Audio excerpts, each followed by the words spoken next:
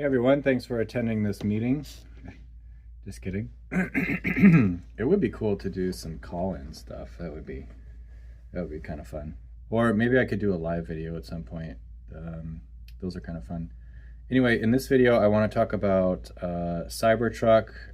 Specifically, though, what I'm most excited about Cybertruck. So I recently did a video where I was kind of comparing and contrasting what stood out to me, the main differences between Cybertruck and the Rivian and how that might affect people's experience. So those are a lot of details, but Cybertruck is a weird vehicle because there's so many different things about it compared to other vehicles that other vehicles don't have, don't do. It's so new on so many different levels that it's difficult to kind of translate that to like what's actually cool and what's like just, oh, that's really different. Most vehicles that are traditional, you're so used to the form, you're so used to the features that you can almost instantly be like, yeah, that's not for me, or that's going to be really cool, because most things are kind of the same, maybe upgraded. So anyway, let's start from the outside and then kind of work our way inside. Most of the features will probably be driving experience and drivetrain, and then the outside. So let's start with the outside. It's extremely polarizing appearance. It does kind of look like a dumpster from the side. It looks kind of bloated.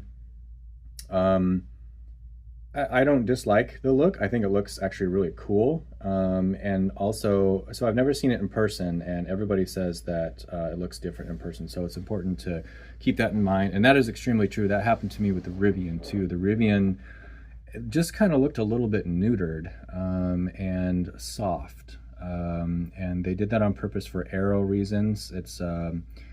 There aren't really any angles. Everything is nice and soft, which really steers air around and gets them to a really good drag coefficient.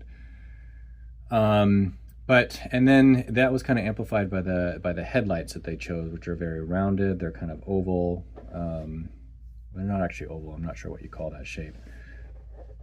And but then when I saw the truck in person, I was able to see it back in 2018 at an event, and it definitely looked more trucky and felt more trucky and more substantial, more athletic in person. So I totally get that the Cybertruck could look different in person, and I'll put that in the excited list because I am excited to see different looking vehicles. And Cybertruck, it doesn't look bad. It looks different, and from many angles, it actually looks pretty awesome, especially a 3/4 view from the back. I think it looks good. I think from the front, it looks really good. It's just kind of the side that looks, you get more bloat than you do like angled, but they did a really good job. Franz just did a really good job of making it look almost kind of bejeweled, angled, and aggressive, but not like scary or ugly. Some people think it looks ugly. And again, from the side view, I guess it could look ugly because it's bloated. But anyway, one of the things that I'm more excited about is the material surface. They took a 300 series steel, which has it's stainless steel, so it's corrosion resistant, but it's not like proof. And they really amped up the corrosion resistance. So that's just awesome. Here in Michigan, we have a lot of snow. We have a lot of freeze-dry cycle or freeze-thaw cycles. In the winter, roads just get beat up here, and our state uses salt for driving safety. Salt not only melts the snow, or it melts the ice actually, and snow, but keeping the road surface grippy, but it also adds some texture to the road. And so anyway, other states like Colorado, I think they use just sand. I'm not sure if they use salt, which is another way to do it. But anyway, salt is extremely corrosive, and it enhances rust in an environment that already is rust prone because of our humidity in the summer too. We don't really have a dry air season. Well, I guess winter air is dry, but you've got snow and salt. So it's really cool to see corrosion resistant material. You don't have to worry about the metals here are protected from rust because they're coated, but if you get a scratch, now it's naked metal and that's going to corrode. Aluminum does that a lot less, but steel for sure. So it's really awesome to see that. And then just the lack of paint. You don't have to worry about scratches. Scratches are so expensive to repair because they have to be done well. There's definitely some skill in repairing those. And just like somebody keys your car, like you're going to be looking at $1,500 to $2,000 easily. Of course, you have insurance, but you don't really want to have to be going through that. So the surface, the outside surface, this is just a different way. Like it's hard to imagine having a vehicle that you don't have to worry about paint getting scratched. You don't have to worry about it getting corroded because of those scratches, or just corroding in general, or at least for many, many years. And not just that, but also dings. Like, we have bumpers and stuff, but a lot of bumpers are actually the same paint color as the vehicle, and those are plastic, but they still scratch and they can still get dented. And it's just so. And the Cybertruck does have bumpers, but they're black.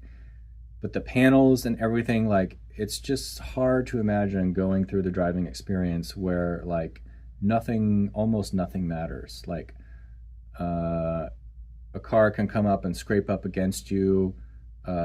Shopping carts, like, doesn't matter. Somebody can kick your car, like almost use a sledgehammer on it. And this is just like totally different. So I'm pretty excited about that kind of experience. That's pretty awesome. And that's not only the material, but also the lack of paint. So there's that. The angle design, I don't know. I definitely wouldn't want to bump my head against some of those angles. What else am I excited on the outside? The reinforced glass, that's pretty cool. So it's not bulletproof, but it is crack proof. I just got a crack in my Model X windshield this month, and now my windshield has to be replaced. It's going to cost $2,100. My insurance deductible is $1,000, so that'll be the limit, but it's really expensive. So it's really cool to have chip resistant glass. That's going to be just awesome. Also hail. You live in a place where you have hail. Imagine not caring, like, even if the hail gets up to a golf ball size and your vehicle is fine. That's pretty awesome. The tonneau cover. So my Rivian does have a tonneau cover, but I'm excited about Cybertrucks because it looks like it'll be a better solution. It's kind of a roll top instead of these flaps that kind of push each other out and then stack at the bottom. This is Tesla has a roll-up one. I don't know if it's waterproof, but it looks like it'll be pretty close, at least water protective. And the other thing is that since it's at an angle, so this fall I crammed a bunch of leaves into the back of the Rivian, and it's a flat bed. So, and I did use the cover because I didn't want leaves blowing all over the place as I was driving to the drop-off. And I realized that, like, you only get the volume of the bed, but with Cybertruck it's actually angled, so there's actually more. And not only that, the Rivian bed is 4.5 feet. The Cybertruck is 6 feet. So you have a significant volume of covered area. So I'm pretty excited about that. That's pretty cool.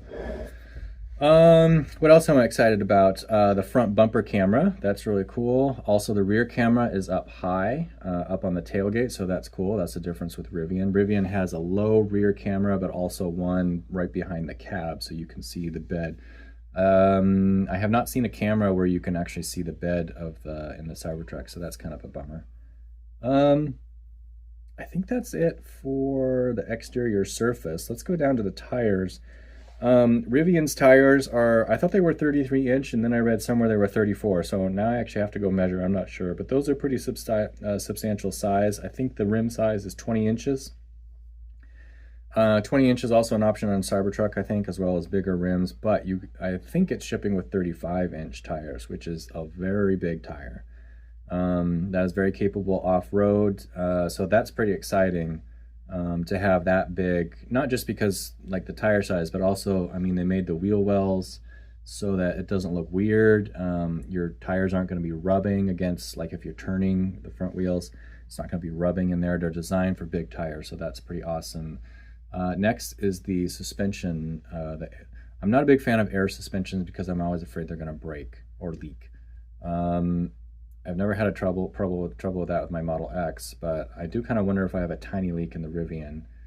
Um, anyway, but the advantage is you can ride height adjust. So, and there's so much space underneath, 17 inches of ground clearance with the right tires. That's just like an incredible amount of ground clearance. So I'm super excited about that. That's even if you don't off-road, if you live in a snowy state and you get dumps of snow, that is so nice to be able to just, because if you're at a low ride height, even if you have good traction, you have good tires, you have all four-wheel drive, even lockers, like if you're plowing that snow and it's accumulating underneath your body, you're just going to get high. There's a name for it, and I don't know what it is. I forgot, but you're just going to get the snow is going to like just stack underneath your vehicle, and then your wheels are just going to spin and you're going to be stuck. So it's really nice to be able to have maximum, as much clearance as you can, so that snow is like passing underneath your vehicle and your tires can get traction. So I am really excited about that. And it's just good for overall traction. So that's really awesome. The rear wheel steer, I am excited. That's not something that I would necessarily want in the vehicles I have but Cybertruck is bigger than the Model X, clearly. It is also longer than the Rivian. Rivian is kind of it's bigger than a mid-size, but smaller than a full-size. The Cybertruck, I think, is slightly shorter than like an F-150, but it has almost identical truck bed. So same utility, but fits in a garage a little bit better. But it is bigger than the Rivian. And trucks are a beast to drive around. And so the rear wheel steer is just really great for parking lots, navigating like objects or something. And it is also really great on trails. I've seen some videos where the Cybertruck still doesn't quite have very good nimbleness, and they have to like kind of do some 2-point turns or 3-point turns instead of 2. But the current version of the back wheel steer is only 3 degrees, I believe, 3 or 4 degrees, but that will be it's capable of 10 degrees. So the nimbleness of Cybertruck is going to increase as that system gets fine-tuned by the engineers and can be increased later. So, you know, if you see some videos where a Cybertruck doesn't quite have a tight turning radius as might be expected, just take that with a grain of salt, because that's going to improve. So pretty excited about that. Next, is there anything else outside? The headlights are kind of down low. I'm a little worried about those actually, because they are inside a groove and that's just going to fill up with snow and get blocked. So hopefully maybe there will be some sort of something that you can put in front of them, a clear something that you put in front of them that will allow maybe they're heated. I don't know. They might be heated. I know the camera is heated. Let's see. Autopilot's going to be the same. I am excited for the 240 volt outlet. That's not new to pickup trucks. The Lightning has one, but Rivian does not have 240. It has two 110 volt 15 amp outlets, which are useful, but that's no home backup something or other. So and Cybertruck is designed to be a home backup system. So that is just like, and this is one of those things where it's hard to comprehend like how crazy this is. This means that if you're gonna like size a battery system for your house, you don't have to size in quite as many power walls for your house. Each power wall is like 15,000 plus installed or something like that. And I think they're 13 kilowatt hours or 12 kilowatt hours. They're large batteries. But like in order to power your whole home in the event of a power outage, you actually need quite a few of those batteries if you're going multiple days. Well, this allows you can cost reduce actually, like how many power walls you can just do the power walls for how many you would use for kind of daily cycling. And then, you know, if you happen to have power outages, you can count on your Cybertruck, which has the equivalent of almost 10 power walls. That's huge. So this just gives you more flexibility. This is so awesome that it integrates with Tesla's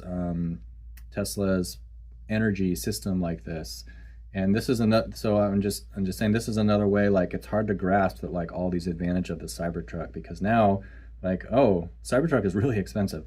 But if you're combining this like with a house that you are going to put power walls on, like, well, now you don't have to. Maybe you can save $30,000 in power walls because you have a Cybertruck too. This is just like, you know, out of the box thinking here. So that's really cool. So let's go into the interior space. Just talk about space itself. So the Cybertruck is going to have more space than I think the Model X does. The seats, from what I've heard, are bigger and roomier. I'm really glad to have that. Even the Rivian can get a little bit scrunchy. The front seats are perfect for me. There's plenty of room. The three in the back are a little bit scrunchy, but Cybertruck is definitely designed for 4 adults easily, and then probably 5. The middle seat's never that comfortable in any vehicle, but I wish they had a 7 or 8 seater version of this vehicle. That would be awesome. Kind of a cyberbourbon. That'd be awesome for large families. So anyway, so that's seating. That's really cool. I'm really excited. Actually, this is kind of a small thing, but the fact that the second row seat can flip all the way up and basically become a gear tunnel. It's just such a useful thing. I mean, that's not new. My Chevrolet, not F-150, Chevrolet Silverado, I had an extended cab.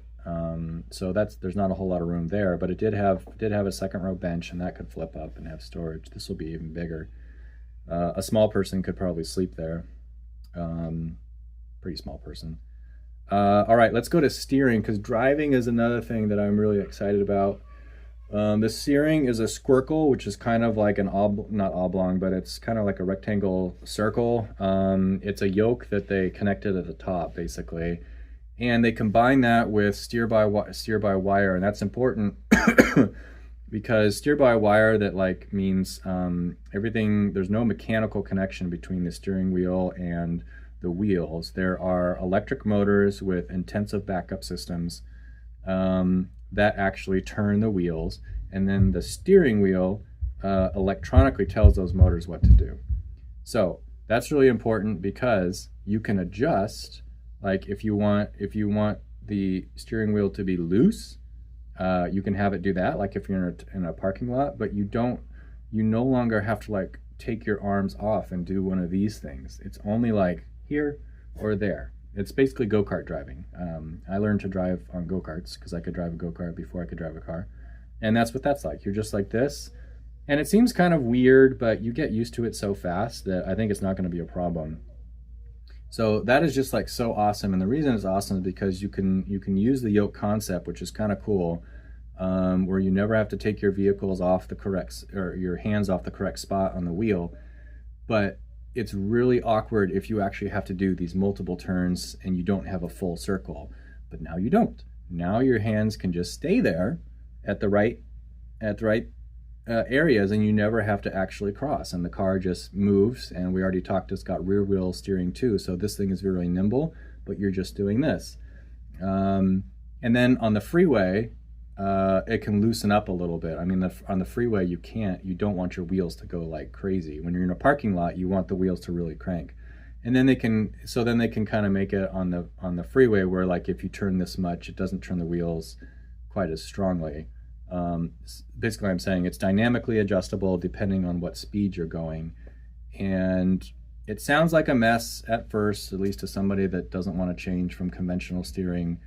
But I think it will be extremely smooth in terms of implementation, and I'm pretty excited about that. I really like the idea.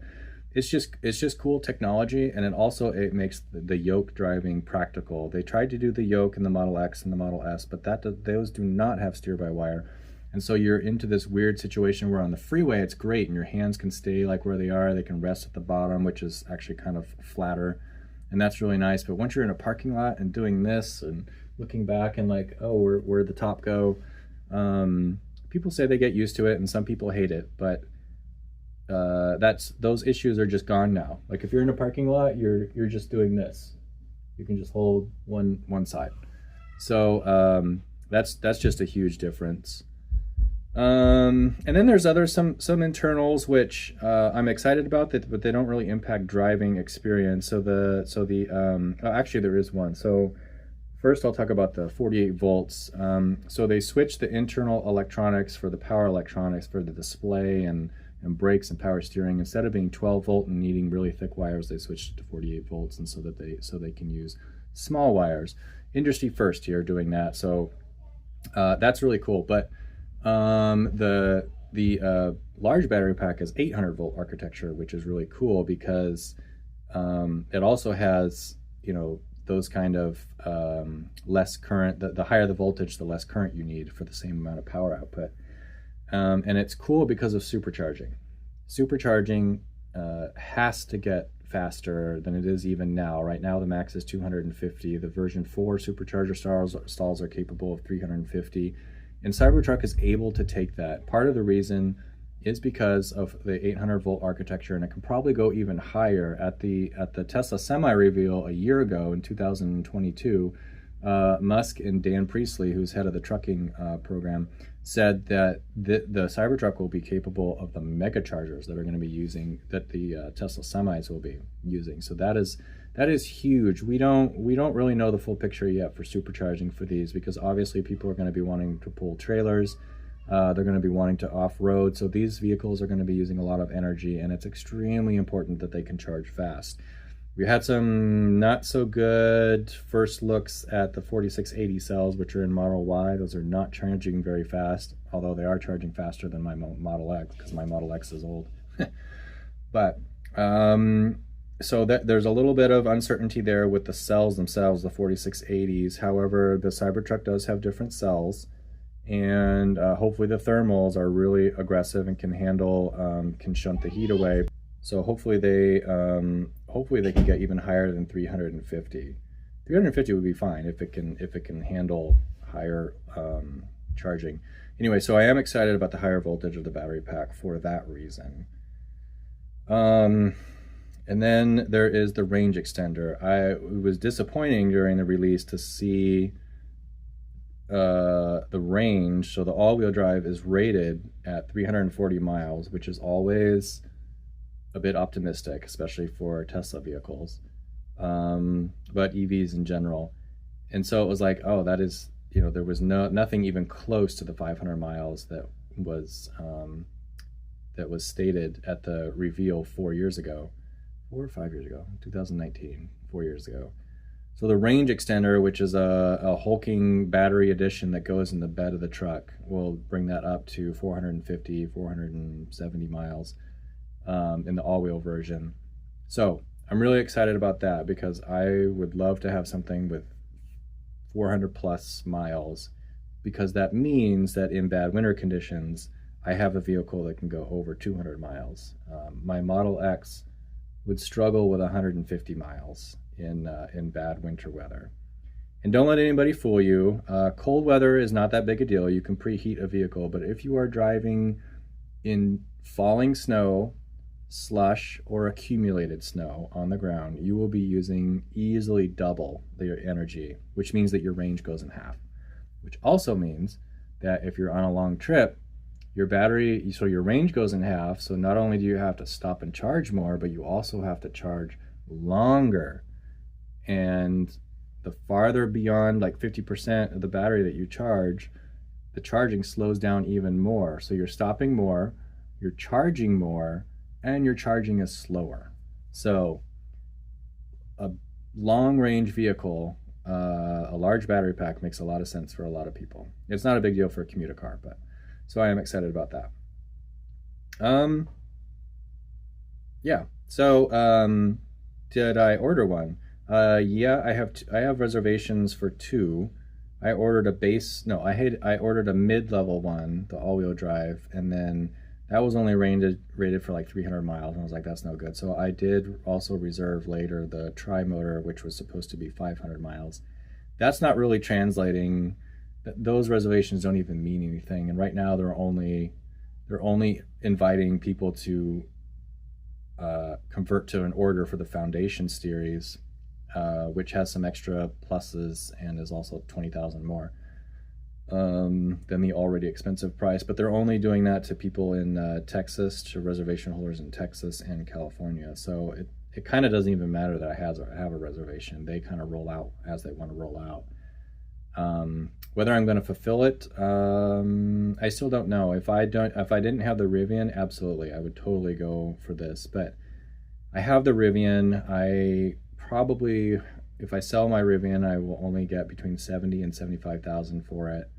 probably closer to 70. And it's a great vehicle for now, and the Cybertruck may have more range. This would be rated, the Cybertruck would be rated at 3.4. Well, I would get the extender pack, so. But that's also going to be extremely expensive. So the all-wheel drive is like $80,000, and then the extender pack, if they actually come out with that, it's kind of a weird concept, and they kind of just tacked it on. They didn't really say much about it. So, oh, this is actually one thing. There's kind of skepticism whether that will actually be made. Like, it's just something that Tesla said, like, yeah, we're going to do this, but maybe they don't actually end up doing it. I think what's going to happen is, so the battery pack is 123 kilowatt hours, which is small. They've got to have more room than that down there. 4680 development, the cells has been a little bit delayed. So I think when the cell has been developed a little bit more, production is better, I think they might release a bigger battery pack. It definitely makes sense to do that. It's just a question of whether it's feasible for them. And I just can't see these revolutionizing anything without a larger battery pack. Maybe they stick with the extender, I don't know. But anyway, the extender is another 16,000, so we're already at 96,000 for this truck. I don't qualify for the federal EV tax credit, and there's no state ones here, so I'd be paying retail price, and that's just a lot. The Rivian, I don't have the max pack, I have the large pack because that's not available on the quad motors. And I paid, so I think it was about 81,000 out the door, and I did get the state or the federal tax credit at that time. That was before it switched. And so I paid about 73,000 plus for the Rivian, so it's quite a bit less than what the Cybertruck would be. And I already have a truck that I use and works pretty well, so I don't know. The difference would be, the biggest difference actually would be, there's two. So supercharging. So the Rivian is a little bit limited in fast charging too, because their thermals are a little underpowered. So that's kind of disappointing. And 4680s have been a little underwhelming as well. But if they actually address that with the Cybertruck and it can charge super fast, that is just going to be so much better on long road trips and hauling stuff. But the other thing is, they both only have 5 seats. If there was a 6-seat version of the Cybertruck, I would definitely switch because that would work better for our family needs. But it's 5 seats, so it's not something that we can use as a full family vehicle. So it just doesn't make sense to go for all that extra money for something that is more awesome, but is not generally more useful as a family vehicle. So that's it. Yeah, I hope this was interesting. This was a lot longer than I thought it was going to be. I hope my microphone was on. Yeah. Yeah, let me know what you're most excited about with the Cybertruck or most worried about. We'll find out more over this next year. I think deliveries are going to be slow. They're going to be kind of trickle out as I think production is going to be slow, and that's why they're going to kind of trickle out over this year. Musk himself had said that it's not going to contribute to the financials pretty much at all this year. And then next year, it'll kind of ramp up. So we'll see. We'll get more details. We'll see what they actually release instead of what they just said will happen. And I can't wait to see if the first, once the range extenders come out. I think a good number of people might go for that. At least people that are not just using these for town trucks. So yeah, let me know in the comments what you think or any questions that you have. And yeah, thank you for attending this meeting. All right, we'll see you guys.